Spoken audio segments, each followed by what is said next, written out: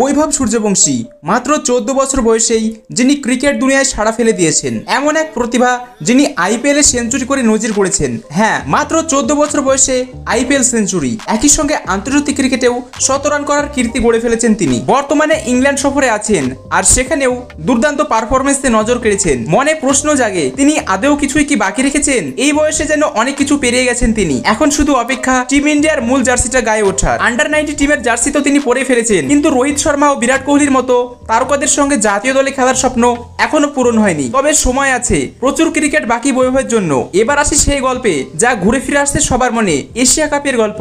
আমি যে এশিয়া কাপের কথা বলছি সেটা কিন্তু 2025 সালের সেপ্টেম্বরে হতে যাওয়া সিনিয়র টুর্নামেন্ট নয়। আমি বলছি আগের বছরের আন্ডার 90 এশিয়া কাপের কথা। সেই টুর্নামেন্ট যেটা 2024 সালে সংযুক্ত আরব আমিরাতে অনুষ্ঠিত হয়েছিল, যেখানে নিজের প্রথম ম্যাচে অর্থাৎ ডেবিউ ম্যাচে বৈভব পাকিস্তানের বিরুদ্ধে মাঠে নেমেছিলেন। হ্যাঁ বন্ধুরা, 30 নভেম্বর 2024 এই দিনেই বৈভব সূর্যবংশী ওয়ানডে ফরম্যাটে নিজের পথ চলা শুরু করেন। তবে তার ডেবিউ ম্যাচটা খুব ভালো যায়নি, মাত্র 1 রানেই আউট হয়ে গেছিলেন তিনি। কিন্তু এরপর যা করলেন তা এক কথায় অসাধারণ। বাকি টুর্নামেন্টে বৈভব ব্যাট হাতে ঝড় তোলেন। 5টি ম্যাচে 44 গড় ও 145 স্ট্রাইক রেটের সঙ্গে 2টি হাফ সেঞ্চুরি করে মোট 176 রান সংগ্রহ করেন। তার সর্বোচ্চ ইনিংস ছিল 76 অপরাজিত। সেই সঙ্গে মারেন 14টি চারের সঙ্গে 12টি বিশাল ছক্কা। এমন পারফরমেন্সের পর তুলনা উঠে আসে পাকিস্তানের বর্তমান অধিনায়ক বাবর আজমের সঙ্গে। 2012 সালের আন্ডার 90 এশিয়া কাপে বাবর আজমও খেলেছিলেন 5টি ম্যাচ। তিনি করেছিলেন 163 রান, গড় ছিল 32 আর স্ট্রাইক রেট ছিল মাত্র 69 এর কাছাকাছি। বাবর করেছিলেন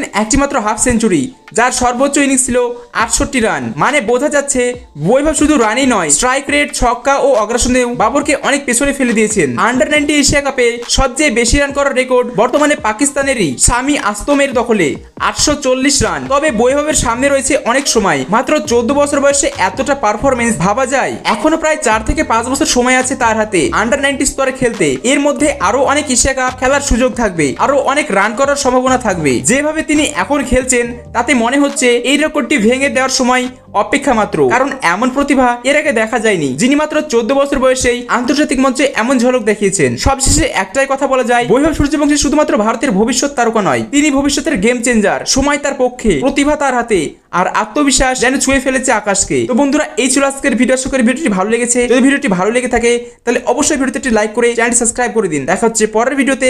ততক্ষণ ভালো থাকবেন, সুস্থ থাকবেন।